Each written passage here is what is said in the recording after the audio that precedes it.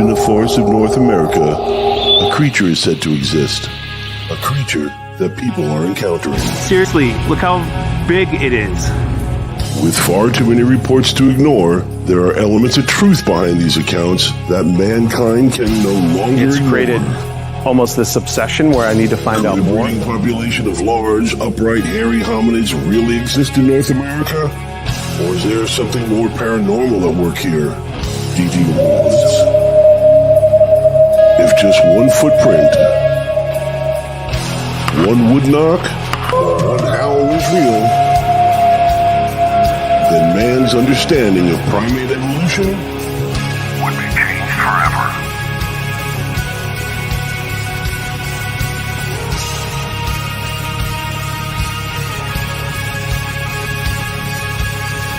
Join Glenn and the Catskill Appalachian Research Collective as they delve further into the mysteries of Bigfoot and other paranormal phenomena through the eyes of witnesses, investigators, critics, and skeptics. Join us as we look to discover what lurks from behind tall trees.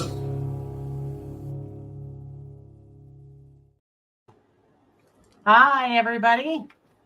We have a special guest tonight. I'm so super excited about this. This is our first guest of this season.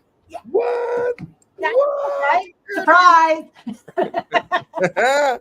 Hello, everybody. How are you? Nano. You know, I loved Robin Williams, and I was talking about him today even, so it's funny that you did that. See, that's the weird, certain people have like psychic gifts and stuff. Mine is I'm the guy that will come in, and as long as I'm not thinking, I'll just go up to you and be like, what's the matter? Your cat died? And you'll be like, my cat did just, and then I'm like, oh God, wrong time to have a superpower, So I'm glad that time it wasn't awkward and sad. And it was just like, I love Robin Williams so good. Oh, I know. He was awesome. I cried for like a week when he died. And everybody was like, you didn't know him. Why are you crying? And I'm like, it's a long story, but it was a sad one. Like it was really, it just broke my heart. Yeah, well, he was, well, as far as we know, he was a good one. He was one of the good ones. He's a national treasure. Yeah, he made us laugh. He made us smile. And I don't know. I think that's paramount, especially today. Everyone's so serious today. No kidding. What was it? I just saw it. I don't remember what it's called, but there is actually a condition, and I think it starts with an S, that means you're taking yourself, your life, everything too seriously. It's like a syndrome almost that, and we all end up getting it kind of as we get older, just that inability to have fun. So I think people like Robin resonate because it's like, how's that guy keeping that flame? That Peter Pan. I know. Yeah. Good and dude. with the history of depression. Right. He made sure to make everyone else happy and laugh. Yeah. Despite how he felt inside, which is. Well, there you go. What an actor, right? To mask that, I would have never thought. I know. Incredible. And he could have been a Sasquatch for all we know. He had the hairiest arms I've ever seen. Only my old barber had hairier arms than that. Oh my gosh. Oh, dude. I'm like, no wonder you're a barber. You're obsessed with hair. You got too much of it. Good luck. Yeah. Yeah, it's just hilarious that you did that because we were talking about Robin Williams at work today, and it was like, oh my gosh. There's connections. There is connections. There is. I strongly believe in that kind of stuff. So yeah. So how you been? Oh man, life is beautiful. It's one of those times in parenthood where you notice things, and we just notice that we need to give each child more just like individual time because we do everything together, and it's great. But they're little egocentric monkeys, so they need to they just need special time. So I just for the first time off property took my son Bigfooting down in Big Cypress, which was supposed to be a 3-hour drive. And I'm like, 3 hours like the limit of a 5-year-old, and what you can kind of get, just him being cool, not being super annoying, and which turned into like 5+, and we just went down for, a couple days. So it's like, oh my God. And I just remember looking at the GPS going, like wanting to bail, but then realizing like, it's going to be great. Like the car ride can be special. We talk about Bigfoot and like what we want to do and all that. Right. And he loves these like YouTube videos so much of like these very expressive kids just doing, it's all random weird stuff. Oh, yeah. But I'm like, we can do that, bud. Like you can do that. We just have to start. Let's do it, So far almost a complete failure. He's not that into it yet, but we were managed to, when we were there, we were with Tate Harmonious, Tate the Great, and Ron, two people that once worked with Small Town Monsters. They do their own things. Tate's got the Save series, and anyway, good people, really good folk. I never met Ron, and they took River right under their wing and like gave him some of that mentorship, which, yeah, as a parent, you're like, this is pretty special. This is pretty special. Yeah, absolutely. Did he enjoy it? Did he have a great time? Listen, let me tell you about Florida this time of the year. It is hot, and I don't mean like, oh no, this is nice. I mean sweltering hot, and then you just add mosquitoes to that. So it's just like it's like now you got to bundle up in the sweltering hot, and it's more the humidity that kind of melts you, right? So we should have gone a month earlier. How's that? That would have been good. So, but kids don't care. He had a blast. He's sitting in the sun, digging up rocks out of the road. I want this rock, I want this rock. I want this rock. I'm like, dude, you're gonna dig the whole road out. They're gonna have to bring the road crew in. Get after my own heart, because I come home from everywhere with rocks in my pocket. Oh no, he had them in everyone's vehicles. Everywhere he went, he just put it. Kids, they just put it down. That's just like, this is my space now. Yeah. No, he had a blast, man. And we saw on the last coming in. Okay, so when you get way down south in Florida, and there's basically where David Shealy has his headquarters and where he got his footage down there.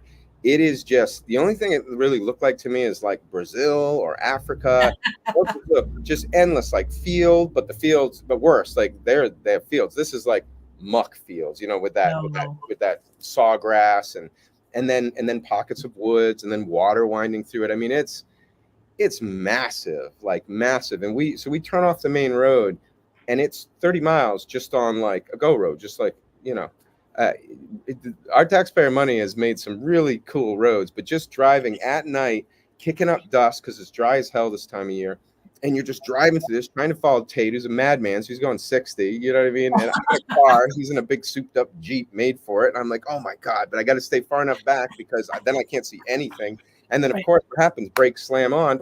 I'm like, oh God, what's that in the road? Is that a giant snake? What is that? Is it trash bags? And no, it was an alligator in the road.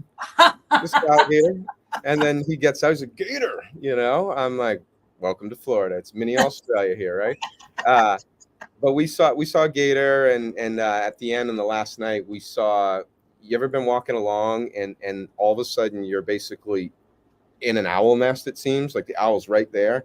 And these owls, they don't see a lot of people. So I started talking with them, and we got some phenomenal footage of just regular owls, barred owls. But that was really cool because you could see my son's eyes like light up when he saw him, and then have like real interest in it. It became interactive with nature, which was really cool. Right. Yeah. Oh, homeboy Ron. I don't know if I don't know Ron's last name. I'm so sorry, but he's got audio footage, which is, it sounds like two opera singers singing to each other in love. Like it's that operatic, cinematic, like just beautiful squatch talk. I don't know, man. It's been on a few shows and stuff, so I'm not blowing them up or anything, but it was phenomenal. When you're like, you're looking for proof that you like about Bigfoot or whatnot, dude, this guy and all he did was he podcasts in the wild. So he just took his podcast mic and just stuck it on the roof of his car and was just driving around and stopping and driving around and doing his thing. And gosh. Yeah. So, just, if you're a squatcher, like, you don't need the top gear to do it. You just need a little ingenuity. And it's beautiful. I don't know how to describe, like, it's beautiful. It sounds, it's like you can feel the sound more. I don't know. It was awesome. I was like, buddy, you got this. Like, you should be famous for this. Like, this is special. So eventually I'm gonna see if I can get a copy of it just for personal use, just to listen to. But my gosh, sounds male and female, and it's beautiful, Gwen. It's beautiful. I'm gonna have to get him on the show. Backgrounds. Look at that. I'm super light. You're super dark. Look at that. Look at that. Comments about my creepy doll in the background. They're all like waiting for her head to move or something. Oh yeah, you do have creepy doll right above your head too. It's almost like you got a growth, and there's this. It's classic. Great. Now I'm scared. Thanks a lot. Well, before I got into Bigfooting, I paranormal investigated.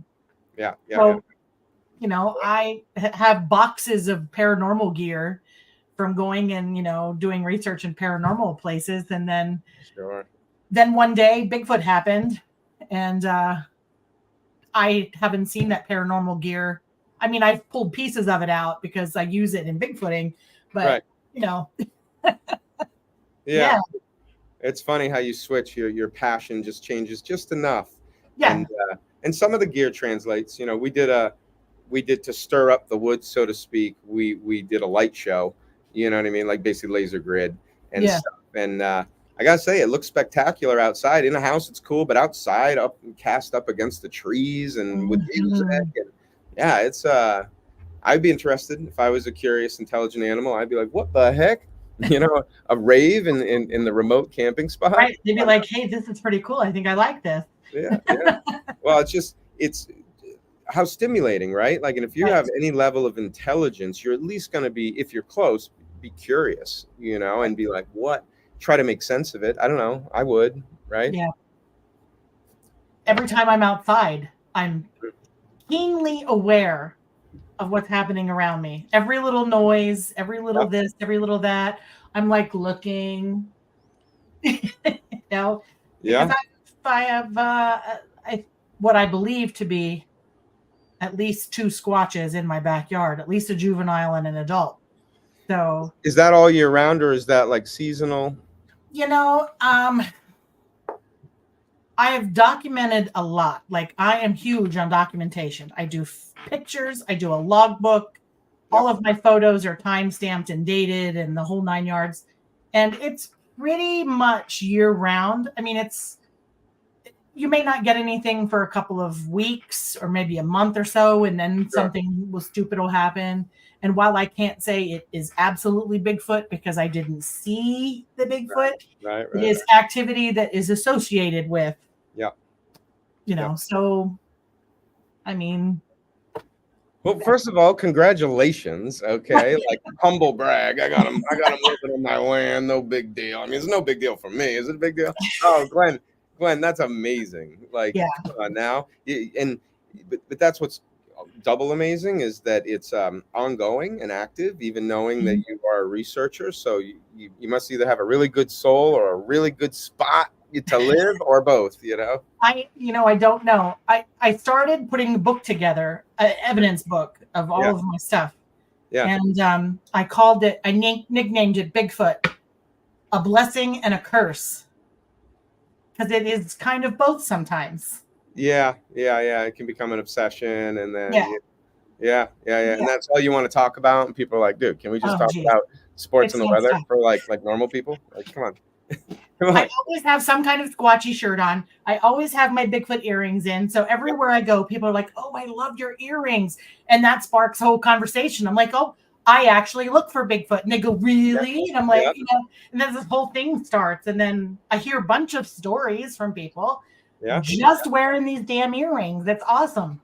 Well, if manifestation and like being able to use prayer or whatever to make a reality that you like, I mean, that's been around forever, but it's like more of a big voice these days. Then what you're doing is you're basically staying dialed in or tuned in to the Bigfoot frequency, and so you're drawing it to you like it's smart. Well, I guess what I'm saying is, as a researcher and a documenter, you're good. You're like a magnet for it. It's amazing.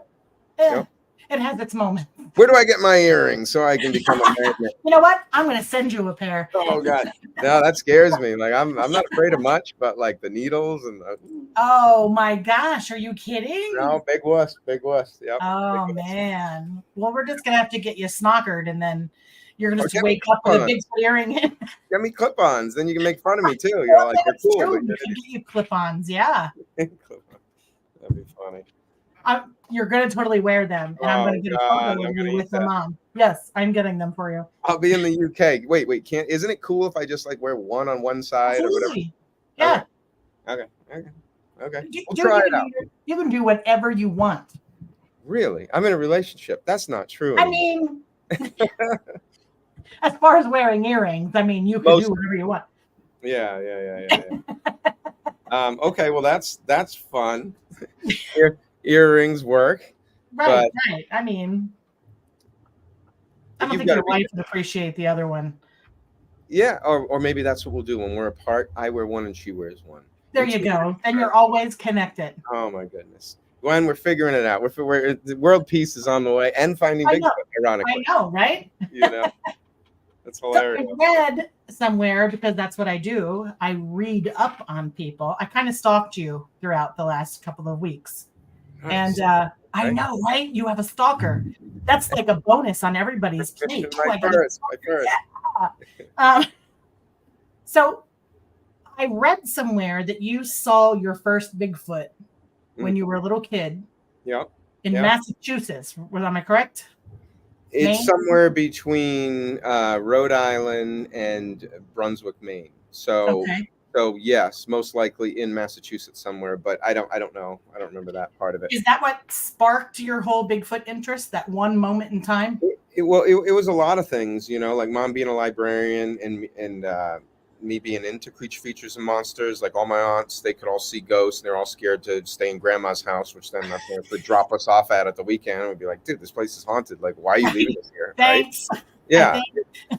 Yeah. So there's like a paranormal foundation, but that led to me, like, where we did soccer practice. There was this old, it used to be like a nursing home that shut down, and it was just abandoned. And it just led to me like breaking into it and trying to see how high up in it I could go before I freaked out and got scared and came running out.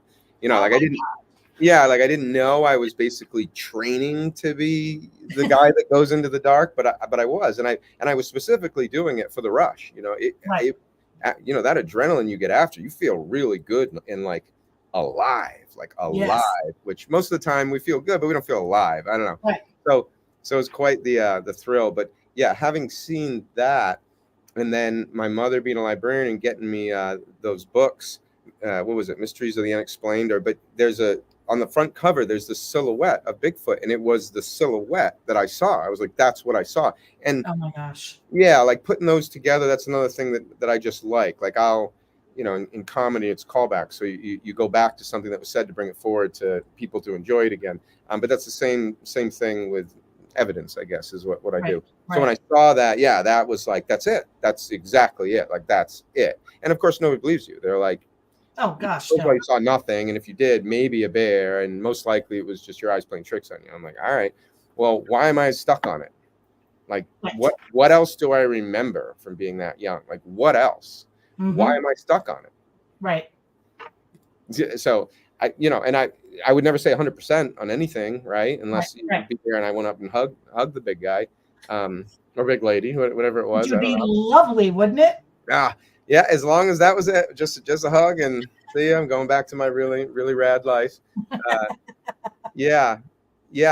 really got it going. And then in the background of our childhood, it was aliens playing, Indiana Jones, like Labyrinth, Mary Poppins. I don't know. It was a whimsical kind of Disney films like Black Hole, when Disney was really cutting edge and really pushing boundaries and could have been so much more than just kids movies. They could have been the best sci-fi movies, the best fantasy. They could have done it all back in the day, and then they just they picked a direction that they mastered.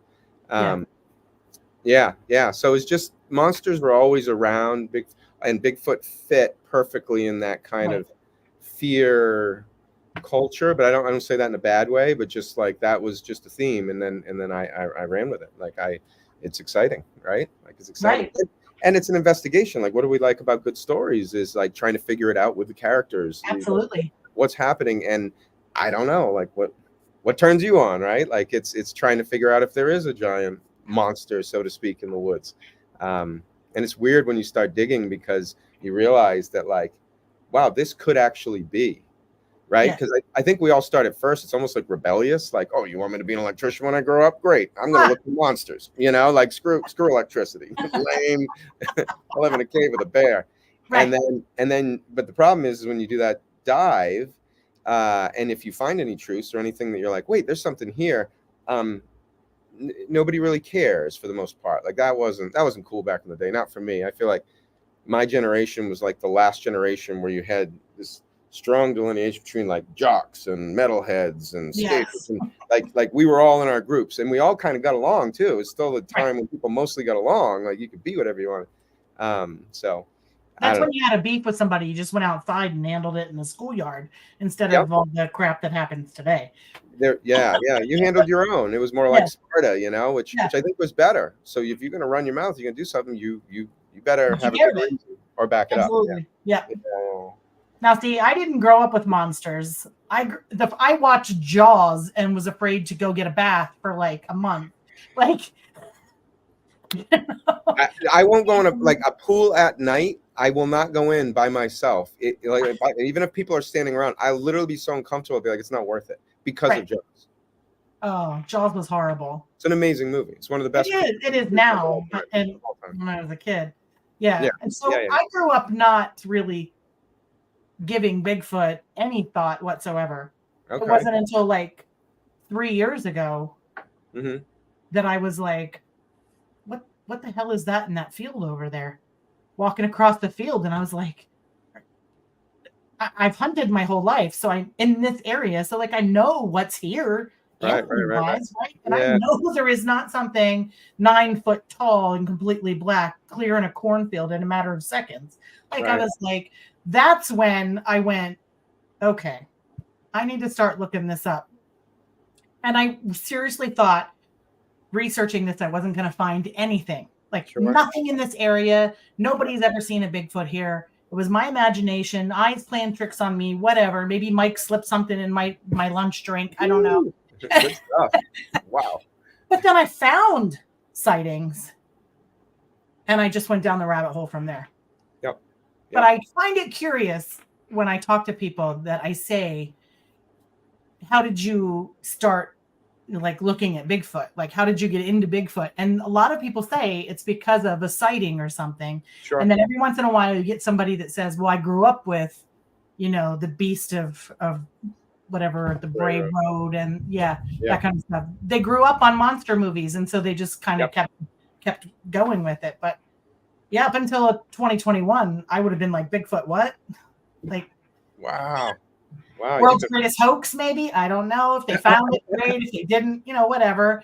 But then I saw it. And I think you're right. I guess that's what we have in common. We both saw it, and for some reason, it really resonated as like, wow. I don't know. It's like finding out that Santa's real. I saw him, and everyone's like, nope, Santa, dude, come on, let's grow up. And I'm like, no, you have to understand. But how do you get that through to people, right? Like it's hard because and people throw that back at you too. They'll be like, I have been a hunter my whole life. I've never seen anything like that. And it's like I understand, but you've also never been looking, and you might as well never have been in a place where they were. So it's you can be in the woods. I don't think there's millions of them running around out there. No, I don't think so either. Yeah, but there's enough, and I don't know, who was just telling me about this, but in this book by Tamarack Song, it's all about Native American tracking. And these are just human beings, right? But humans, if trained well enough, can sneak up on a bedded deer that's not sleeping, just awake, just sitting there, but kind of comatose, and touch it without it realizing that the person's there. That's like master level, right? Yeah. So it's a human. So if these things are intelligent like us, and they have bodies that are arguably more adept and better, just us on steroids to the ninth power, then why can't they do that? Why aren't they? And I'd rather believe in the best in everyone and the best potential than start with they're dumb, they wouldn't do that, it'd be too much risk or something like that. You know what I mean? I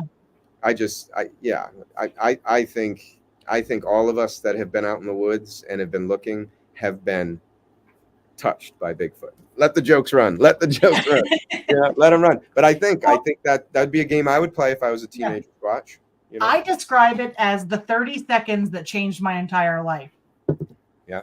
Because it has been 24/7 Bigfoot since that day.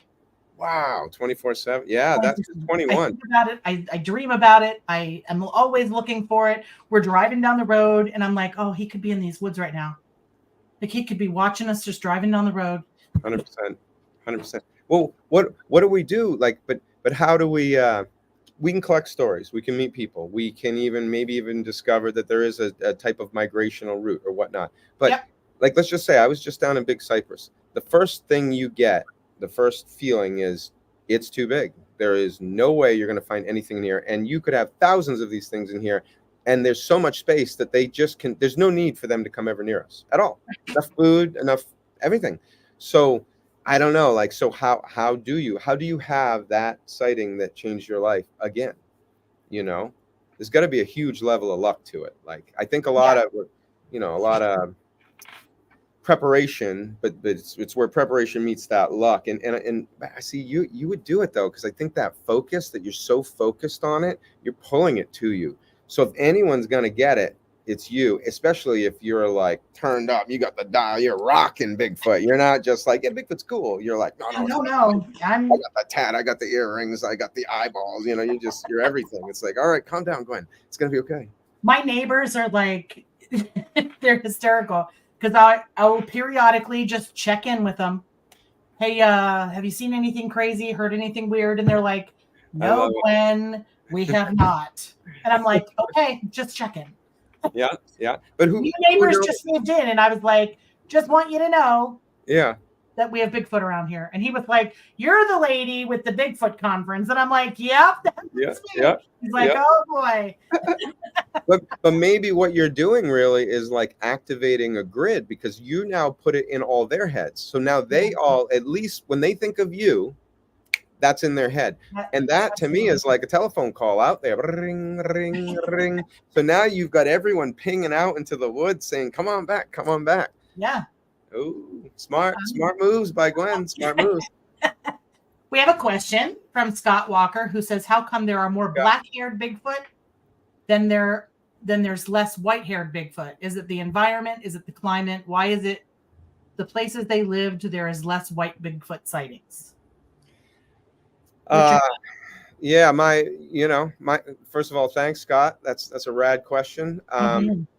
My thought is, let's compare humans and squatches, right? So for both apes, both hominins, when we get older, we tend to be less active. And if I was to assume, which I know makes an ass out of me, but the silver haired or the white, not blonde or really fair blonde, but white, that would denote to me of an older squatch, skunk ape, and whatever. And so I would just imagine, and what do predators, what do really almost any animals, unless they're in shock and really messed up, do when they're dying or injured? They go hide. You have to limit risk because other predators could take you out. So just logically, I would say that we see them less because they just can't get there anymore. I also think a lot of the ones that we actually see are teenagers. That's why there's kind of this average height and foot size, but yet people talk of much bigger and smaller. But we generally, because what would you do if you're a teen? You'd sneak out when your parents are sleeping in the day. You're out, getting caught by accident. Like, I mean, I would have never done that just in case my mom is watching. Oh God, Gwen, you're the best child ever. Come on, ever. My parents had to put hands on the basement door so that when I snuck out, it would all gonna run back in. My mom was on a first name basis with my high school principal. I was not, but Gwen, you're a good person. I never snuck out of the house. Wink, wink. Wow. Yeah. All right, Mom. All right. What you gonna do? I mean, I'm old now, so what's she gonna go ground me to my room? Right. So anyway, Scott, I hope that answered your question. Who knows? Funny thing with the white ones too is a lot of stories are them like kind of coming at people feeling more like they're being stalked and hunted than opposed to just like they're watching or whatever. And once again, I don't know what that means, but to me, it would mean like they're. How do we know they don't begin to lose their faculties a little bit, right? And how do we know now that they maybe can't catch deer, things that are faster anymore? They're not an apex scavenger, but they can catch some humans. They catch some, you know what I mean? I don't know. Or maybe they just have a really funny personality. When they get old, they get cantankerous. I don't know. Sorry, Scott again. Scott hitting us. Is there a possibility there could be a great white shark out there at the exact same size as Jaws, 25 feet long and 3 tons?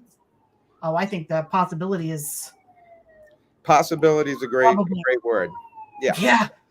Of course, if most of the ocean is unexplored, who's to say? And we know that there's giantism So like I would almost guarantee there's been a 35, 40 foot one, but maybe it was just one, maybe, and how often knowing like you could what is it, like the Pacific Ocean, you basically fit all the continents in the Pacific Ocean. I mean, it's so massive, we don't even have scale for it. It's like trying to comprehend God or something, like it's too big. So all that space, and remember, we used to have, like, on land, mass migrations. Like, just look in America, like the buffalo, the American buffalo, the grasslands, like, they were a different place before these intelligent but psycho apes showed up. And they would move for weeks, just herds, just trampling and coming down and back up. There were pigeons. The American pigeon used to blot the sky out, like it's the end of times, but it was just pigeons. So that's on land, and we've eradicated most of those. There's obviously, we see it in Africa. They still have some, and some in Asia. But what's going on in the sea? I fished for a while, man. There is like millions of them in certain spots. So that, I think they still have these such massive migrations of animals in there that it could support larger life for sure. Like, for sure. Right. Whether it does or not, I don't know. But hey, and also, screw you for bringing up Jaws. Now I'm going to be scared to take a shower tonight, and that's just water running on me. Like, You're welcome. You can pay me back when we're in the UK. Oh my God. Like, I'm going to get her. It's funny how powerful. You watch it at that right age, it gets you. I did The Exorcist at the right age. And if you ask me, like, okay, I need you to visualize your mom's face or Linda Blair's, whose can you visualize faster? Linda Blair. Linda Blair's. Done. And Jaws might be the next one right after that. Just, yep, there it is. It's right there in my peripheral. So we have a comment from ATL Clutch. 60 to 80 million people go into the woods every year. That's the luck, and none of them are Bigfooters. That's just the randomness of it. You'll never see another one again. Okay. Yeah. I mean, but so people talk about the good and bad of anything gaining traction, and Bigfooting every year gets a little more popular. Yep. It's in America, I can mostly speak for, we live in a fear culture. Like, you turn the news on and it's scary. We don't Andy Griffith anymore and hang with our neighbors. Like, we're all against. So Bigfooting is scary, to go in the woods and literally hope for a monster to come talk to you. Yeah, that's scary. So I think it works well with our culture. And also being so heavily immersed in technology, which is just forced upon us, and we're very easily conditioned, in my opinion. We need nature more than ever. So it's what breaks you from the phone to get you into nature. And ironically, the phone is what you'll be filming with when you're out there. But at least you are now standing away from the concrete jungle. So, and the fact that they're not Bigfooters, I think that increases. And then it's like every time someone like a Gwen or myself sees one, I just think there's a good chance, if you see one outside of being like hardcore country, where you just, your people's opinion of you still matter. You're very prideful about it. You're going to be hooked. It's like catching a pound bass, or, seeing Santa Claus. You're like, that, he's real, like, I'm in. So it's, I don't know. And maybe that's I know that's a long, I know that, was there even a question there, or is that? It's just more or less a statement. Yeah. AT. Kark. Yeah. We just had a little bit of a shift in the dynamic of the CARC team. So, yeah. So we're trying, the ones of us that are left are trying to navigate, and I think we're doing a pretty good job. Oh. I'm actually producing this show myself, and I do all the thumbnails and everything for it now. So Brendan taught me well. Oh, so yeah. Way to adapt, right? It's that or give up, and I'm not a quitter. So nope. Mama didn't raise no quitter. So Gwen, what is do you have you planned out a vision board? Like, what's the end goal then for you? Just have another sighting, or to what are you building for? Honestly, I don't even know that I have an end game. Like, ultimately, I would love Bigfoot to just come out of the woods. I'll give him a beer. He'll sit next to me by the fire. We'll have a chit chat. He'll go, back into the woods, and I'll be like, "Hey, same time next week." Like, Yeah. I love it. that would be most excellent. I get asked a lot, and I'm sure you do too, about killing one, and Sure. I would absolutely never, ever, ever do that. Sure. I think I would just let Bigfoot just rip me to shreds because I'd be like, "Sorry, I just can't do it." Wow. Okay. That's I'm gonna go down as the girl. Those memes you see where somebody says, I'm gonna go out by saying, "Here, kitty, kitty, kitty, kitty," or "Who's the big fuzzy wuzzy bear?" That's Yeah, me. yeah. That's me. Okay. I'll totally be the one that's out there going, "Hey, Bigfoot," arms and legs gone. But Forest bride. Well, I would love to go to the wedding. That's all I can say. I do carry a weapon. Sure. When I camp in my yard, there's a gun next to me in the tent. Yeah. But it's not necessarily for Bigfoot. We have other things. We've got fox and we have mountain lions, which Pennsylvania says we don't have, but we have them. And there's bear and there's snakes and whatever else and other people. There can be people. They're the scariest. People are the scariest. And so I carry a gun. But I don't think I could ever use it on a Bigfoot. Sure. And I think as long as you're giving off that energy, it doesn't matter if you carry it or not. I think they know our heart. I don't know. People ask me all the time, and I've read how you think of a Bigfoot. People ask me if I believe it's flesh and blood, or what field am I in here? Because we're kind of all over the place, right? I'm kind of in the middle, in my opinion. Like I haven't digressed to one or the other. If I see Bigfoot coming out of a spaceship, I'll be like, "Yep, it's an alien."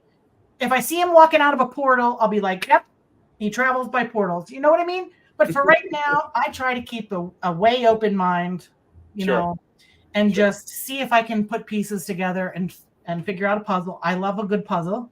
Yep. However, I do think that they have capabilities that we do not understand. I think they have capabilities that we cannot we can't wrap our minds around them. How they are there and you can't see them, or how they just are there 1 second and they're just completely gone the next. Yep. I don't know how they do that. I would love to figure it out. Sure. But that's kind of like my goal. My goal is to prove to myself that I'm not crazy.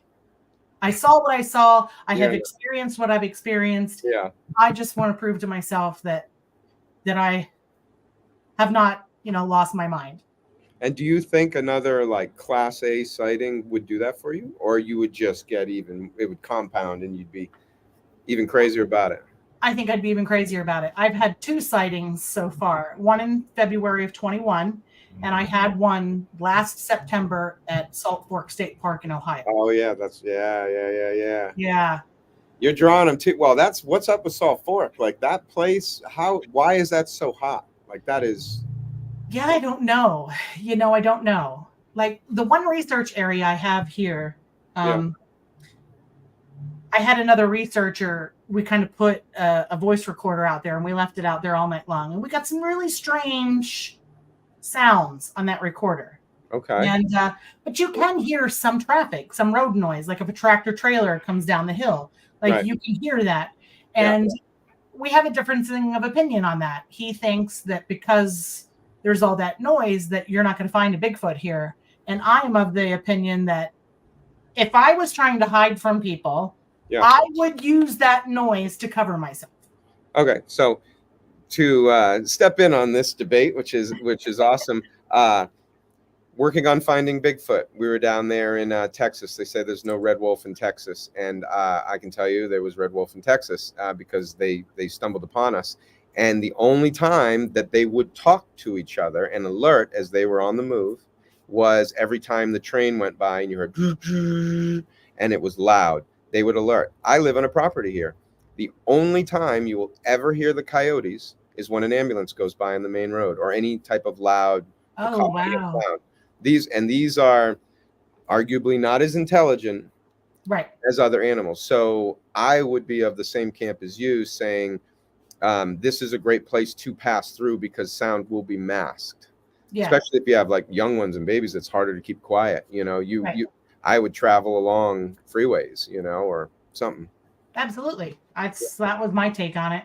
I'll sit out there all day long every day if I could. I mean, if I didn't have to go to work and earn a living, I would be in the woods 24/7. I'd be like, I'll just come home on the weekends, honey, whatever. I'd probably be divorced pretty quickly, but you're like, yes, there is another man now, not a regular man, a big hairy one that I'm trying to find. Yeah. What is your take on what Bigfoot is or isn't in your experiences? Oh, I just, if you look at American education, they're just going to hit you with this history and very briefly gloss over like what happened to all other hominins, and there's just essentially a breeding and a resource war, and we won. That's it. But if you look in other environments, there's still like sharks won in the ocean, so to speak, but there's still a crazy variety of them, right? And if we're similar, there's a crazy variety of apes, and people. Another big thing they like to say is just there's too many people. We've been everywhere, but that is, and I mean it with the most respect possible, but that's an ignorant statement. Like I was just in a place which, there are roads that just cut for 30 miles straight, but there's so much space. There's so much space, and human beings, we're so prideful and inwardly focused and tech focused and dealing with things in the future they're going to have in the past, and we're like teenagers in our evolution. We're kind of a hot mess, and so I don't know. There's room for other people to survive, and we tend to cluster, and we like to believe we take all the best spots on the water and hit whatever, but there's still so many places you can go, so many places, especially if you are like the world's greatest athlete times 10. So, sky's the limit. There are no other predators, except when you're little that could mess with you. So I just think that I think there's a variety out there, I do. I think we see the teenagers. I think that's what's happening. And I believe, which I know we talked about, is that there's a little bit more to it, and that's where it becomes hard to follow, because we have everyone kind of firmly in their camps. You got your squatchers, your ghost hunters, your aliens, and it's basically what you're passionate about and what you like, because you probably had a sighting, and so you're focused on that. But it can possibly be all mixed up together. Like if there are aliens coming down and they're abducting us, why wouldn't they be abducting them? And maybe some people catch them being dropped off sometimes, but they're not even an alien. It's just another animal being put back on the ground. Like who knows? But I do believe this is a bit of a giant game preserve, of which we're like the main attraction in the areas we are, but and that we're kept separate by technology. Like we have drones now where if I was not to tell, and your friends, your parent, whoever, and I put on a show in the woods with these silently, and they didn't see it coming, I could make them think dragons are real, it's the end of the world, War of the Worlds are real. I mean, if you just look at the drone shows they're doing in Dubai, they're spectacular. Yes. So, and that's us with our drone technology. Now, what if there was technology out there that is 1,000 years, create 1,000 years, way ahead of us? And I think that is something we're dealing with, because that weird stuff with the cloaking. So, okay, one of three things, right? Like the person just didn't see it right, or it was just the way the leaves came back, because our vision gets worse as we get older. So you should really do a vision check on people. Maybe they can cloak, they have this ability, or they can do something with their hair, which they can camouflage naturally, because they've dove deeper into their physical being and now are masters of this avatar that whoever God is gave to us. And I like that one the most, and I want that to be true. Or more realistically, or easier, is that there are drones that use quantum tunneling, and they kind of keep the boundaries. So when a squatch gets a little close to humans, and where there's a visual, they can just cloak them out essentially and just blend them out, cover the noise, cover everything until they're kind of escorted out. And they do it with them and they do it with us. But there's no such thing as a perfect system when you have life, right? Like Jurassic Park, life finds a way. So you're going to have moments where Gwen has this sighting before the system can kind of go, whoa, that wasn't supposed to happen. Because now look, Now this ape over here is obsessed, right? And if we get too many of them into it, they're going to see behind the curtain. You know, they're going to see Right. the wonderful Wizard of Oz. So until I can prove or disprove that, I think it is a combination of flesh and bone hominin life out there and a variety of it, and with a mix of technology. And that's why it's so hard for us. And of course, I think the government is aware of it and whatnot. It's Funny, that's what Scott Walker just asked. What are Yeah. the chances the government is covering up Bigfoot's existence and then trying to keep it a secret every time Bigfoot is killed by a hunter or the military comes to take away the body? Yeah, Scott, like just in your research, just try to get to the interviews with retired armed services, like, or retired park rangers. Like if I was to, like, where do I start? Where do I start? Start calling parks, see who's retired, because they can talk. Yes. And it's the unspoken rule that, yeah, you know, it's rare, it's still rare, but they do big controlled burns, and sometimes the Squatches get caught in it, and they have veterinarians that drive around the burns, or they actually have a vet headquarters, and they pay people like just simpletons like myself to drive around and collect the animals and bring them back to see if they can resuscitate them and save them. You know, we don't want to kill them, and they've caught Squatches that way, you know, and the Skunk Ape Lives is a great documentary that actually has that in it. And they interview in that this guy, and he's like, I know what I saw. Like, I know what this is. Like, I know it shouldn't exist, but wow, okay, they're real. Not like he really cared. You know, he might tell his buddies at the bar, like, you know, that skunk ape's real, by the way. We saw one at work. And they'd be like, yeah, right. And that would probably be the end of it. But the dude told him, said, no, what you saw is a bear.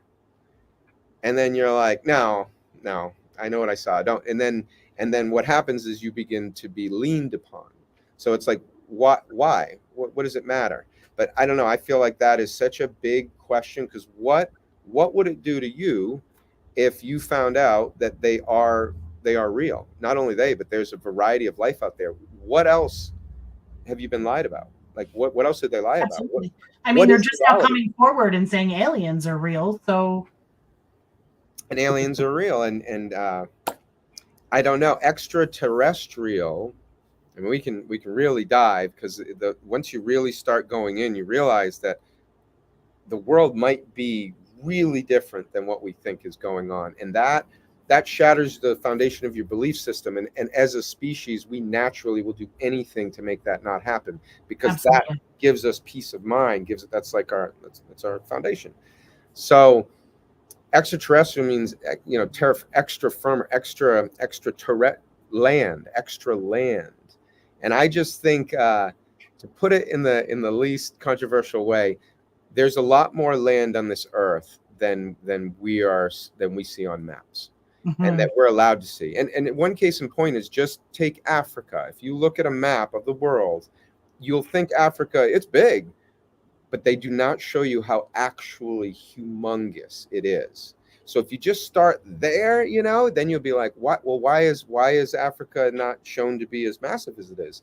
And why are all these maps, like basically up into the 1600s, why do they depict all this land basically around the cities and all this stuff? And what we're just told is those people were dumber. We're smart now. They were dumb. They didn't know. Some people still worship a sun god. Like, they just shit on, you know, like the old school, right? And that's the foundation we should be launched from, you know. But it's easy. That's why you have to tell them, because we're prideful. So you just, oh yeah, we're smarter now. Have you seen the old art? Have you seen the old carvings? Things have changed, man. Things have changed. I don't think we got smarter, but that's my 2 cents, you know. Yeah, because before I knew about Bigfoot, yeah, we had things happening here at our house. Yep.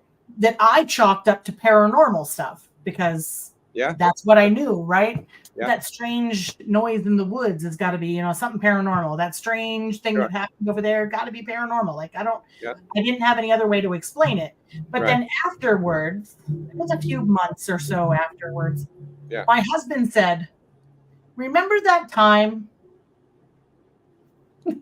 What if it wasn't paranormal? And I went, oh, what?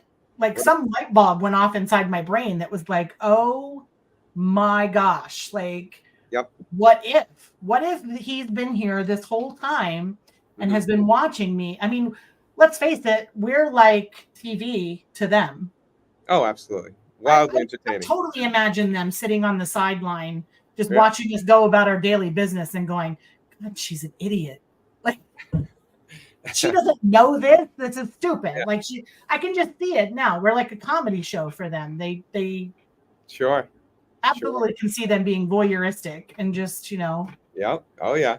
and Yeah. just Yeah. And they may love you too. They may really like you. And like you said, you may give off a scent, a pheromone that is enjoyable to them.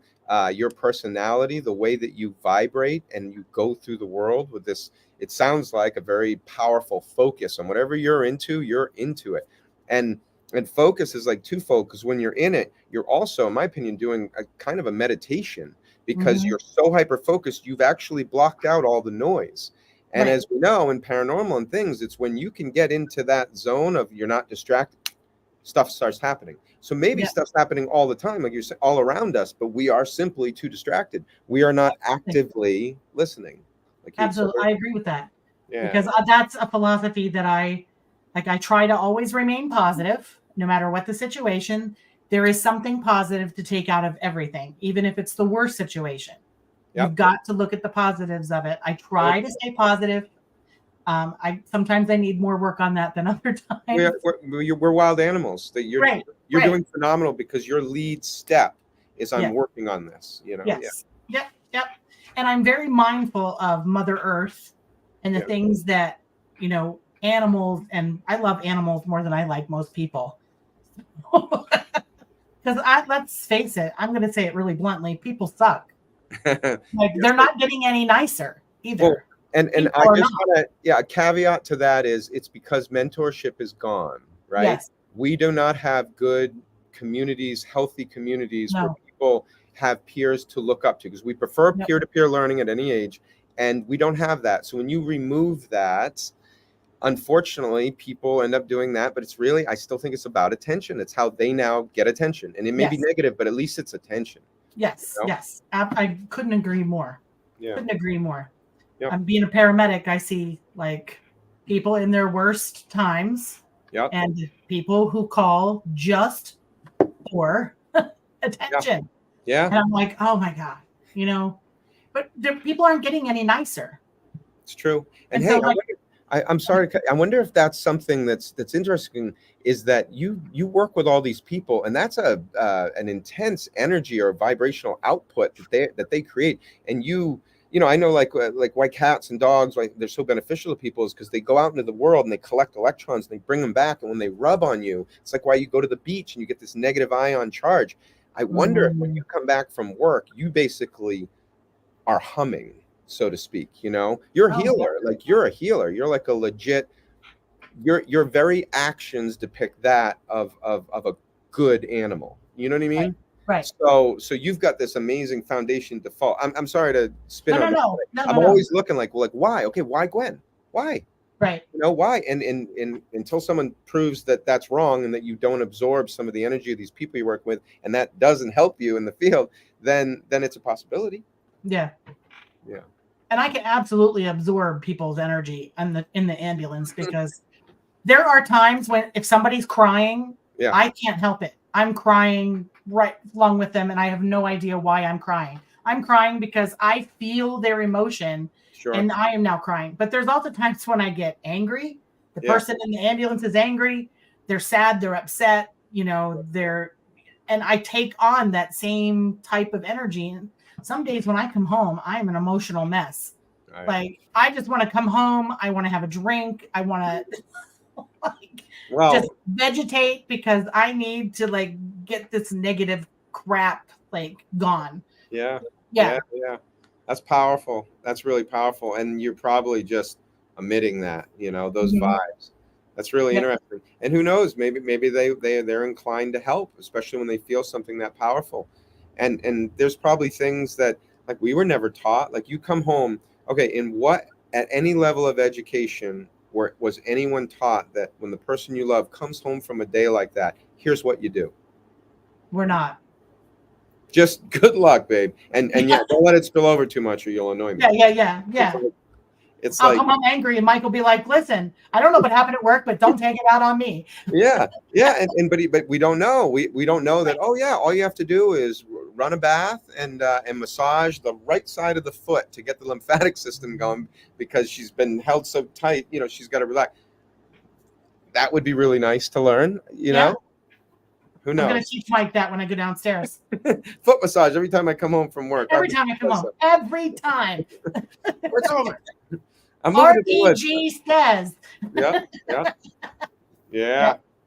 Yeah. I think that's the one thing I like about you, because you, every time I see you or every time I have interacted with you, you also have that positive vibe, that positive attitude. Mm-hmm. You're just like a little ball of energy, just kind of, doing your thing. And I just love it.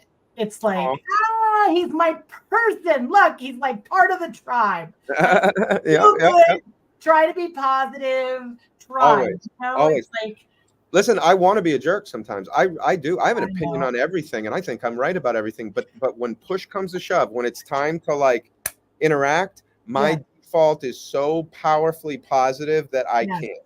And then afterwards I sit in it and I go, okay, I could have said this and that. I could have thrown a right hook.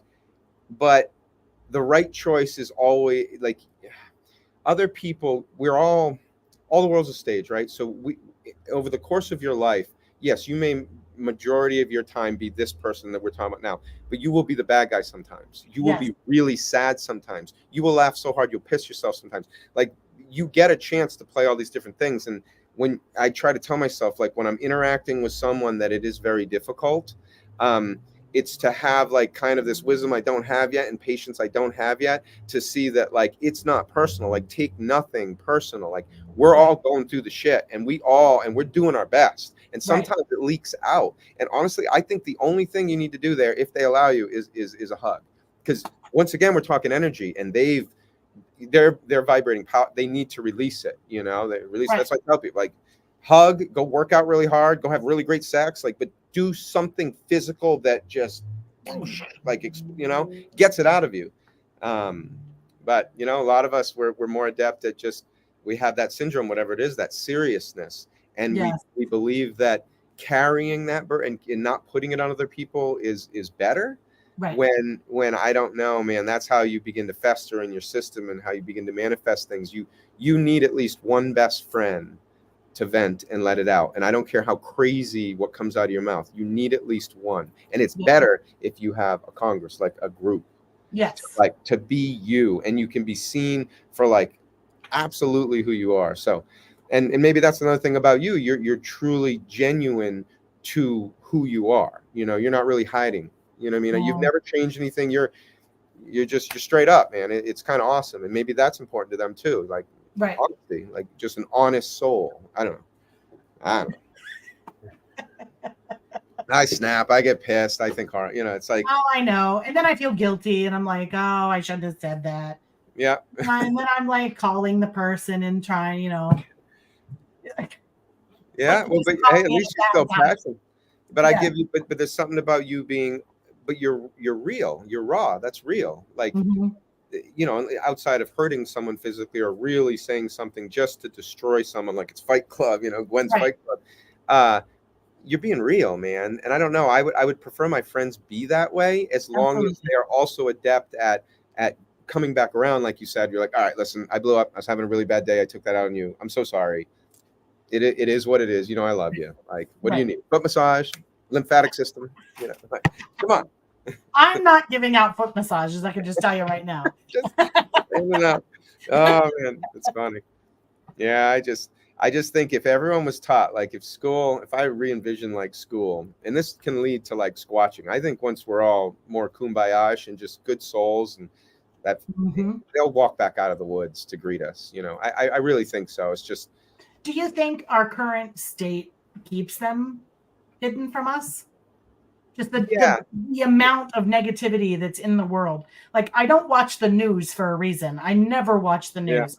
Yeah. We do not get a newspaper. I do not watch the news. Somebody will be like, hey, did you see this is happening? And I'm like, nope. Yeah, it's I don't want to say satanic, but it's evil in my opinion. It is a bombardment, and when you do that, you hold people, whether they're actively. It's like what's eating up the RAM in the back of your head, the default. And if you're constantly being bombarded with fear-based stuff, and your neighbors are bad, and you got to fear these brown people and hate these people with rockets and this, like you live in a state of fight, flight, or freeze then, and you don't even know it, because it's not like you got into an accident and it's, it's more subtle, but it's constant, and that kills. That's not, we're not biologically designed to live in that moment. That is for accidents. That's for hunting. That's for defense. That's not for every second of the day.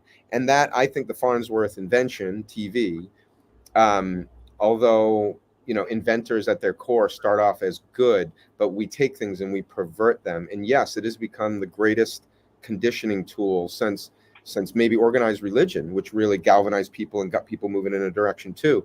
It's really powerful. And if you don't have the right mentors at the top of it that have moved outside of like base human living or base sentient living, which is ego driven, and it's me and my family and, kind of screw everyone else, then you're going to have problems. You're going to have problems, So I don't know. That's another whole program.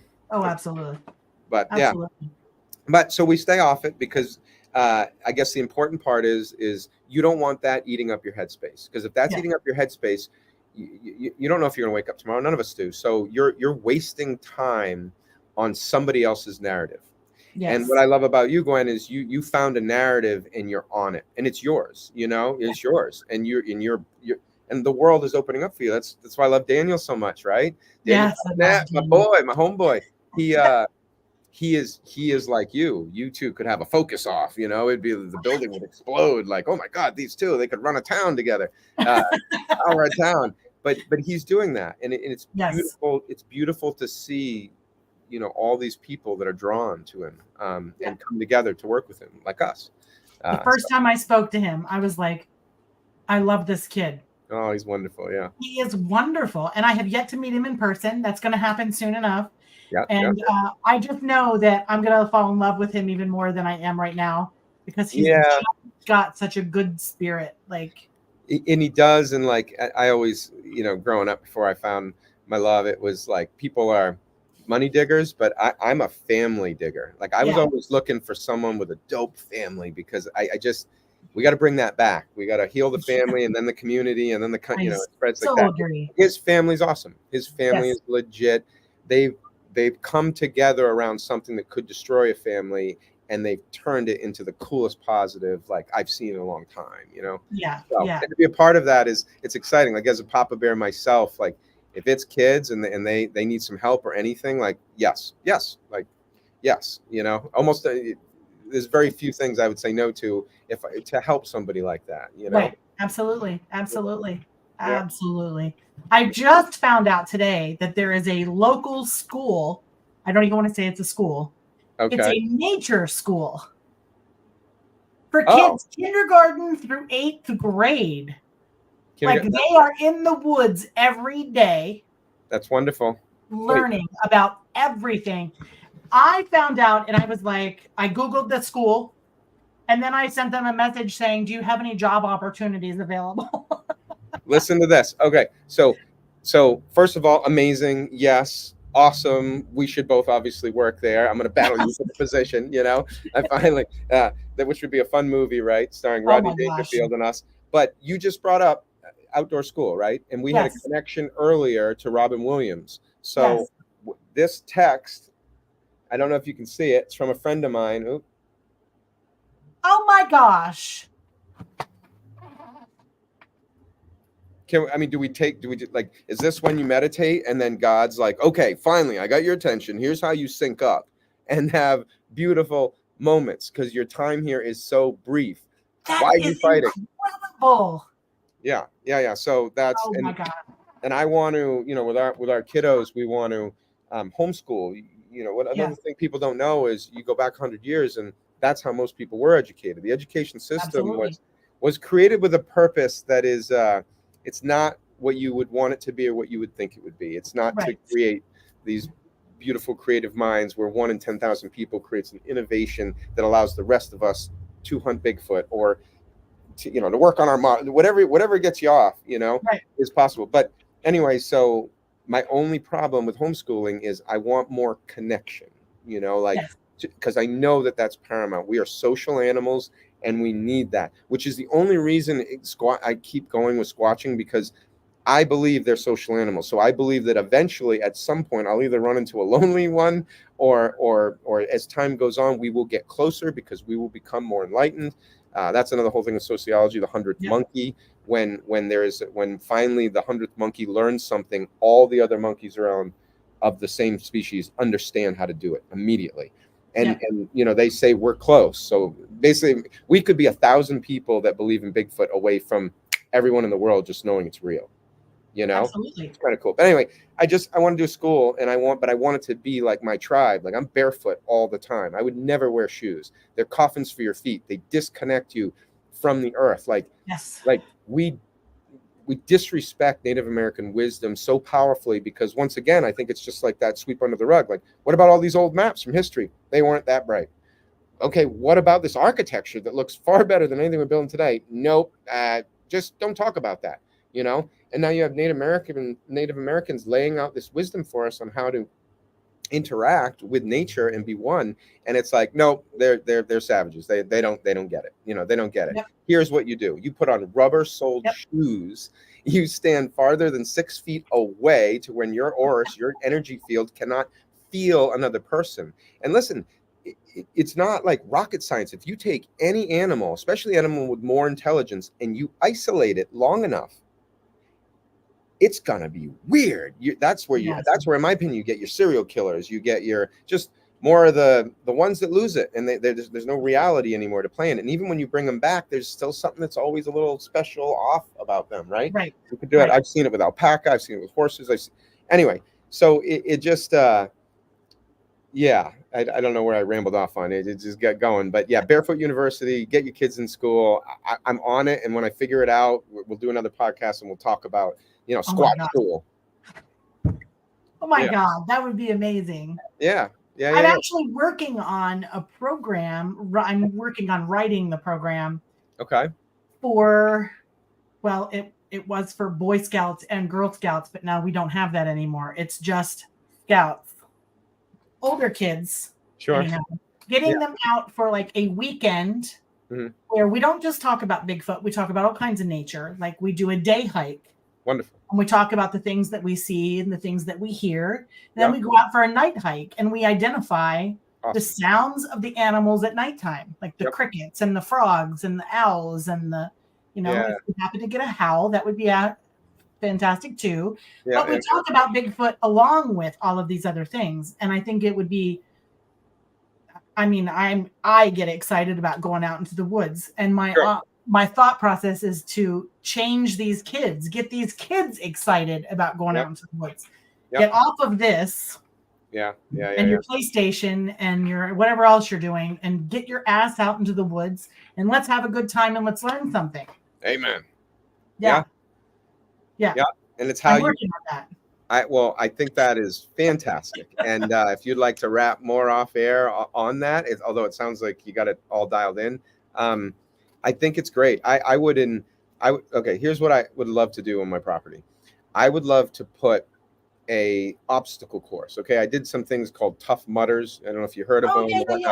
Yeah. They're spectacular, because I always wanted to know, like, okay, zombie apocalypse hits. How far can I really make it before I literally can't move my legs and they catch up and eat me? And I know that. I know how far I can go now before my legs literally stop working and you have to like take a break and like rehydrate.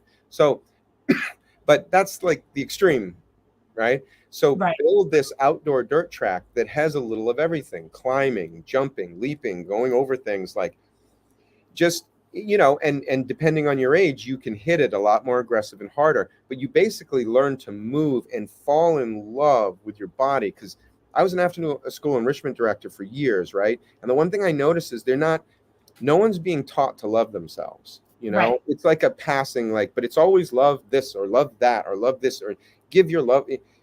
you gotta respect this body. I call it Avatar, but this body is arguably the most phenomenal thing on the earth. Like phenomenal, and yeah, most kids feel awkward in it, and that broke my heart. So then I was Yes. like, how do I design a course that makes it fun for all of them? Because basically we would do gym and be like, all right, you play soccer, basketball, you play these sports, but that's not for everyone.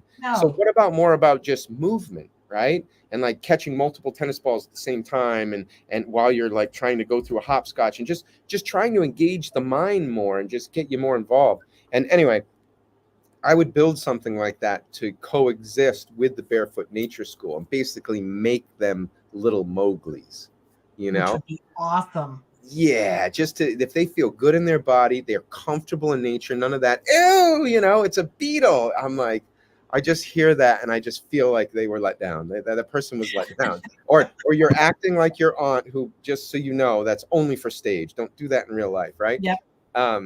But yeah, just if we keep going in technology, we're going to need a future where there's a lot more rugrat curtain climbing crazies out there, So I got 4 coming, people. I'm doing my part. I'm doing my part. Whew, I'm exhausted and I'm tired. And you have a long way to go yet. Oh my God. Yeah. How old is your youngest? She's just a baby. She's 10 months. Oh boy. You 10 have a months, yeah. long way to go. Yeah. So, but I think it's good. I think I did it right. I started later. So, you have more patience. You have a longer wick to burn, and you're more fascinated by other people. You're less focused on you, and you're more on like the characters that are all around you. Yeah. But I'll tell you what, if I could sleep, if I got a good night's sleep every night, it would be no problem. But you never do. It's been 5+ years, and wow, yeah. My daughter is 32, and I still don't sleep every night. Thanks. Yeah, and you give me Jaws, and now you give me the fact that I'm never going to sleep well for the rest of my life. When? You're welcome. When? My daughter moved to Florida a year ago, and she loves it down there. Smart girl. I love it. You see, now I'm going to have to come and visit her, and while I'm there, I'm going to have to visit you. I don't tell me exactly where, but is she mid, north, or south? Really? Where's your psychic abilities with that, huh? Don't tell me where, but just generally all over. I just wanted to kind of know how far away you would be. Like, are you going to be 5? Because Florida, you could be 8 hours away. This is true. She lives around Sarasota. Oh, yeah, you're an hour away, hour and a half, maybe. If the traffic. That's nothing. See? Yeah, you got to come up. You go to see my property. We're cohabitating. Like Madeline literally had a sighting there. Like she gets a sighting. I don't get the sighting, but I saw the bushes moving.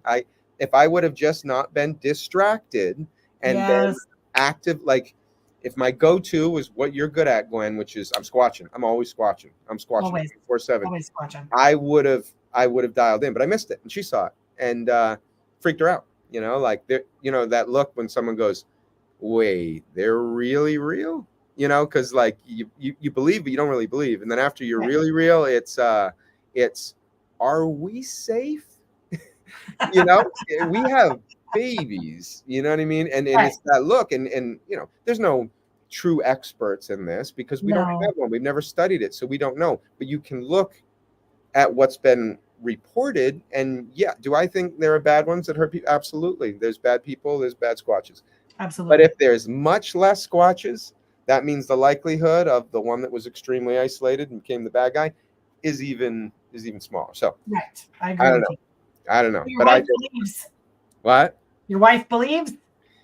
Oh yeah. Now. And it's funny, she believes and she does, but if you were her to have a drink and talk, she'd be like, I'm trying to, how as time goes by, things blur. She's like, yeah, I'm trying to pretend like that wasn't real.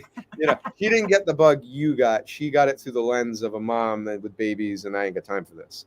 Right. But the beauty is we are cohabitating on property, which is the dream of every squatcher. Oh, now, it is. Oh, dude, but the expanse is coming. So where we're at is a place that your buddy who says they wouldn't use the sound, I guarantee he'd be like, there's no squatches here. And if there was, they're gone. It's too close. But if you are the master stealth predator, I don't think I think they walk right through our backyards and everything. And whatever they have that they're aware of, like cameras must give something. There must be a real tell with that, a giveaway, right? Because there are a lot more, especially ring cams and backyard cam stuff. You know, they're very adept, but I think they are cocky. I would be, right? I would be. I'd be, and especially in nature, it's real simple. It's a path of least resistance, right? So if you've got to cut through a neighborhood, now granted, I'm not saying they're going through downtown Los Angeles, you know, although who knows, they probably blend in on Venice Beach for sure. But but I think on the outskirts, oh yeah, if it's a quicker path through and it's late at night and your odds are just so low, like yeah. I agree with you. I just jumped in the chat here. I forgot about that. I like to make it the big screen so I can see it, and then I'm sorry I missed all this this chapping. Scott wants to know, has a Bigfoot ever been seen vocalizing like other animals? That's phenomenal, and I don't know the answer to that. Maybe Gwen does, but that would be really cool because I think they can mimic every sound. I can mimic a few sounds, and I barely try. Like imagine I lived in the woods, dude. I'd know everything, right? I have had a couple of experiences with vocalizations. I was getting in my car one morning at like 6:30. For whatever reason, I parked the car outside the garage. Yeah. And I went to grab the door handle and I heard this giant howl. And it stopped me dead in my tracks. And I was like, oh my God. So I quick grabbed my phone and I hit the video button because I didn't know what else to do in the spur of the moment. And I recorded these howls. But what I didn't hear on playback, I had to get a large speaker and really, broadcast the sound. There's actually two howls. There's a high-pitched howl that I heard, and there's a low-pitched howl. It's an answer back. Sure. But then my girlfriend would come here. You know her, Carrie and Steve Aker. You've met them. Cool. She used to come here, and her and I would camp in the yard in tents. She'd be in her tent. I'd be in my tent. Yeah. I audibly heard one night laughter, like giggling. Yep, there you go. I just chucked it off. I was like, oh, Carrie must be talking to her husband or something, and she's laughing. So I rolled over and went to sleep. Well, the next morning I got up at like 7:30, and she's sitting by the fire, like waiting for me. And she's like, I heard your voice come from the chicken coop at like 5:30 in the morning. She thought I was awake. She got up to talk to me, and I was snoring in my tent. There's your proof. There's your proof, Scott. Totally believe that they've been watching me long enough that they could mimic my voice. Yeah. Why couldn't they? To mimic another animal would be, and the other funny thing was just in the last few weeks, we never hear owls here. Never. I've heard over the couple of years that I've lived here, 6-7 years. Yeah. I've heard maybe an owl here, an owl there. Yeah. But for like a week and a half straight. Yeah. All hours of the day and night, there would be these owls, and you'd hear it over here, you'd hear it over here, and I'm like, what the hell? Is there like an owl convention?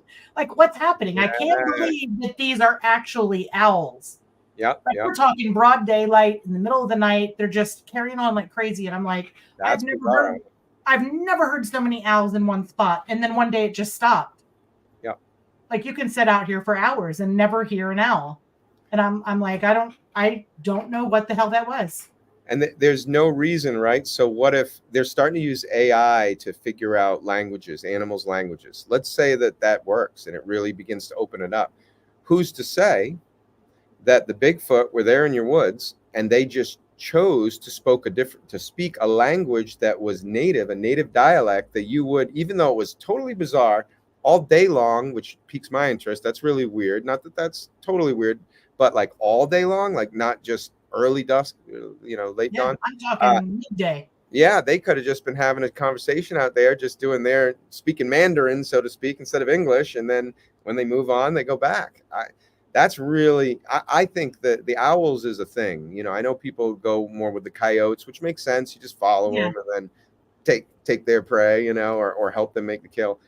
Or even crows, and using them for their intelligence because they can cover more of an area to kind of alert, which is real simple, and they're very trainable. But yeah, I don't know, man. You got the best spot. Like you got the best spot. It's almost like they should do just what's that show? It's not like you're remote, but you're Right. remote, you know? I don't know. But it would probably all stop if we just came over and just, put cameras everywhere and got nuts. I think it would mess the energy up, or whatever you have that's bringing you guys closer. Right. I don't know either, but I keep telling people in a joking fashion, one of these days, Bigfoot's going to come out and have a beer with me next to the fire. Yeah. One of these days. But you're manifesting that. And I think that, like, when I do it, I want to be the bridge, one of the bridges between our people. So when that time actually happens, if it ever does, I just let them basically know that you can come to me, and I know enough people now to where I could spread the word if you needed me to, or I could just go quiet. Because honestly, if one came out and just said, hey, dude, the best thing for all of us is that nobody thinks we're alive. We already agreed on that in the council. That's why it is the way it is. Right. So stop. And then I'd be like, yeah. Okay. But you're going to come to see me, right? That's what I'd say. Well, I'm going to be. Have more of these conversations. Sure. I'll tell everybody that there is no such thing as Bigfoot as long as you keep coming out here and talking with me. Yep. And yes, there would be a caveat there. Yeah. We got to have it. Because if not, then you're like, really? Right. This is it. Really? Like, give me some hair. Give me a hair sample. Give me something, I don't know. Spit a loogie on my hand. Come on. I know. Let me bring this in. Contaminated. I don't care. Oh, dude. Yeah. Yeah, but the owls. They're, when we've had stuff at our house, it's always been around when the owls come, and it feels like there's more than usual. And we've had a really weird owl that came by that I always remember. Clash of the Titans, the mechanical owl in it. Yes. It wasn't mechanical, but it reminded me of that because it wasn't quite right. Like, it was almost like its skin. It didn't have feathers. It was just like flesh. I don't know. It was really weird owl, and it would just stare at you. And then when you get close, it would move away. But it stayed really close to us for like 2 weeks, and then then they're gone. Yeah, it's like a 2-week period that just high strangeness. Wow. But the owls. I think owls are key. I think when we hear owls out there and stuff, yes, it's mostly real owls. But I would use owl.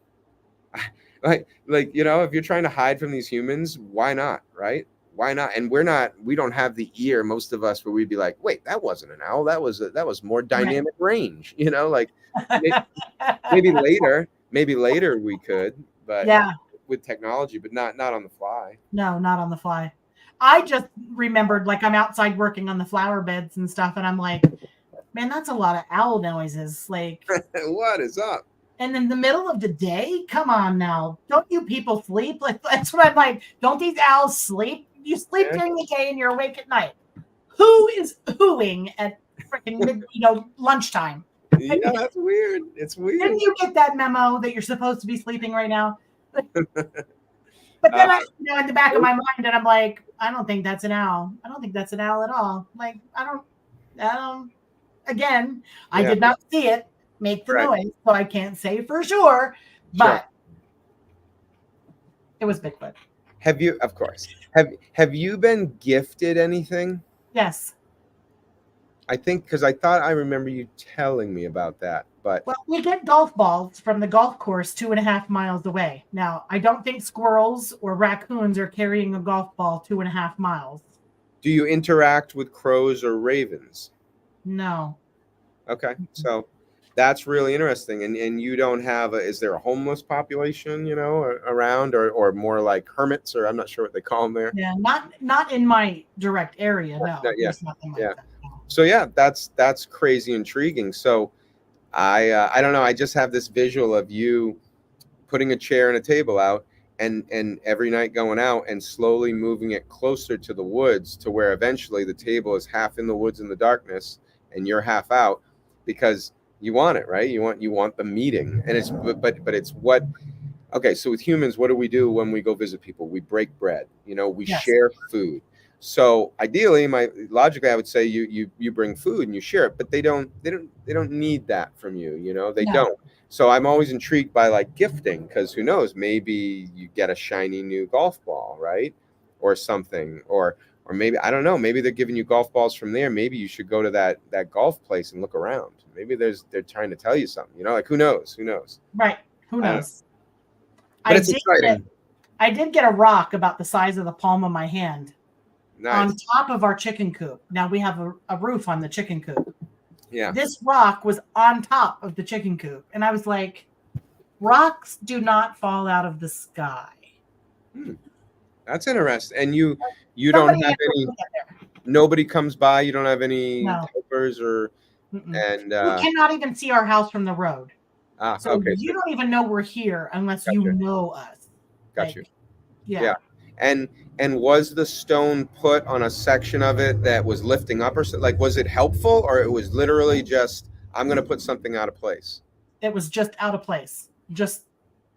And I was like looking at this rock thinking, how the hell did that rock get there? That's Because intriguing. rocks don't fall out of the sky. And this thing would have dented the roof, and there was no dent. It was just like it was sat there.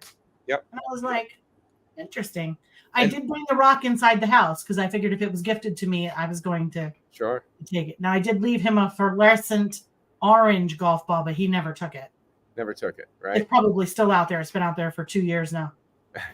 Yeah. Well, then, yeah. If Because it's I'll not take it. breaking bread, what do you do, right? What do you do? Maybe it's just a patience game. I don't know. We're working on it. Gwen. Yeah, but it's interesting to say the least. Yeah. And people think I'm crazy, and I don't care. They laugh at me, and I laugh right along with them. Because you know what? Honestly, sometimes when it comes out of my mouth, afterwards, I'm like, you did sound a little crazy there. Well, But the what world's happened? magical that way. I don't know. Yeah. Like you're having an interaction with something, and you're, God forbid, you're paying attention to the subtlety of nature talking to you, and you're Yes. not talking about the latest, greatest show or what's happening in another country or something, you're dialed into your hood. That's yeah, we should all do that more. Yes, I agree. I couldn't agree more. Yep. We should all go crazy, Gwen, is what you're saying. All of us. I mean, I'm all for it. Let's go crazy. Let's go nuts. As long as Isn't it's that what Prince said? Yeah. Let's go crazy. Let's get nuts. Show us the guns. You need guns? I got guns. I mean, they're a What little guns? fancy. Oh, you got guns. You I got got guns. tattoos all over my guns. Yeah. Oh, the tattoos are the best. I always said if I had sleeves, oh God, that would be girls or guys with sleeves. That's sexy. That's just how it is. That's just how it is. You can try and deny it, but we're all like, oh my God, I wonder what that I'm always looking at people's artwork. Always. Yeah. I'm like, look at the sleeve on that guy. And I'm like trying to piece. I'm not checking him out. I just want to see what the artwork is on his arm. I'm like, there's so much happening right there. Like, I want to check it out. Yeah. But Wait, what did somebody say there? That's fresh. RBG knows about ether tech. Ah, there you go. That's fresh still on here. Yeah, that's really interesting. Ether is something that's been starting to, how when you're meant to receive messages or whatever, it just kind of floats around you and like. oh, he's still here. Oh, good. Yeah. Hey bud or lady, I'm not sure what. That's really interesting. That's kind of my next like deep dive, because things that have been presented are that it used to be on the periodic table of elements and everything, and ether was a gift, basically working off the ionosphere and harvesting natural energy, which Tesla was doing and all this. And it resonates very much with me, but I don't know a lot about it. So I just want to say thank you, because I never put the words ether and tech together until you just did. So thank you very much. And yeah, I hope I find, let's go. Yes. From the UK. Are you going to the conference? Where in the UK are you? We're gonna be there in July. In July, we got to meet up. We're both gonna be there in July. We love geezers. We love Remember, we're the only people that believe that you're the more intelligent one with real information that we should be listening to. Everyone else thinks the opposite, but not us. So no. Constant energy. Yeah. Yeah, I agree. Yep. Well, speaking of things, dude, you have a busy schedule. Yeah. Oh God. Yeah. Summer. You have a busy schedule. Yeah. The end of this month, you're going camping in North Carolina with Brian King Sharp. Yeah. So I wish I didn't have something to do, because I would totally come down there and go camping with you guys. That's gonna be awesome. Yeah. He's good people. Brian. He's good people. Yeah. And then in June, you have the Great Florida Bigfoot Conference.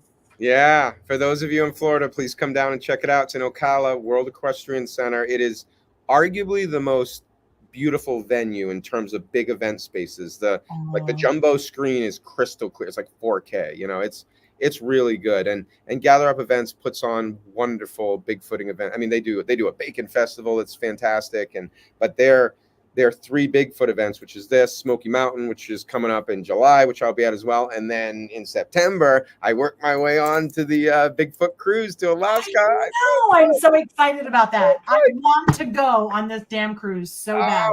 Oh, Gwen, hey, hopefully it continues its success and it's year after year. But dude, Alaska, I know. Bigfoot, and for those who have been on a cruise and how wonderful cruises are, yeah, you're out in the water. You're in the ocean. It's negative ions. That would be awesome. That would be awesome. Yeah. Well, plus, and then we're going to be we're doing a few more things with Daniel, which you can't quite say, you know, and we, obviously we have his in July as well, his conference. Yep, we're going. Yep. RPG and I will both be in the UK. Yes. I'm excited, and that is in mid-July. So. That's fresh. You really need to come to this cryptid conference. Yeah, please do, bud. Please do. And introduce yourself to us as That's Fresh, because we'll know exactly who you are. Just come up and go Ether Tech and like open your trench coat and show me Doctor Who gadgets, and I'll be like, yes, yes. It's gonna be great. We are both speaking at that conference in the UK. Yes. Yes. I'm trying to figure out how to scrunch my program into a 30 minutes. Yeah, I thought I was going to be emceeing, but Tony is just a lovely human being and a master of it. So he's like, yeah, I want you to actually talk. And I'm like, I mean, that's great. I have an old talk, but I'm like, do I have 2 hours? Like, right. Once it's going, it's going. And he's like, no, you have 25 minutes. And I'm like, that's a warm up. Like, that's a warm up. Like, what, So yeah, I'm with you. We'll talk. I'll be stressed. I'm like, oh God, I can't squeeze it. Like, what do I do? Right. And then in August, you're also doing an event in Bowling Green, Bigfoot Minicon, which looks really cool. Yeah, that just came out. Yeah, I told you I was stalking you. What is this? I said I told you I was stalking you. Oh, yeah. But to be able to be a part of that, and first of all, anything that supports libraries. My mom was a librarian, so. Yeah. Anything is, it's kind of like, oh, something to help a kid out. Like, of course. Absolutely. Yeah. Let's do it. And then obviously to work with them, who are right now they're the hottest. They're the hottest thing. And well, Meldrum will always be hot. You can't. Oh, I know. Yeah, he's the top. But for Murray and Russ and to put something together that supports the local library and also gets awareness out about Bigfoot, to take it back to Scott, and it's a bummer more people aren't out there. Well, we are actively trying to get people interested in going in the woods to look. So, we're out there. The apostles are out there. The apostles of Bigfoot, Yes. Yeah, that should be a rad event. That was just announced. She's been traveling, man. She's been all over the world doing awesome, like, Indiana Jones stuff. And then Maria. Yeah. Maria. I love Maria. Yeah, she's pretty cool too.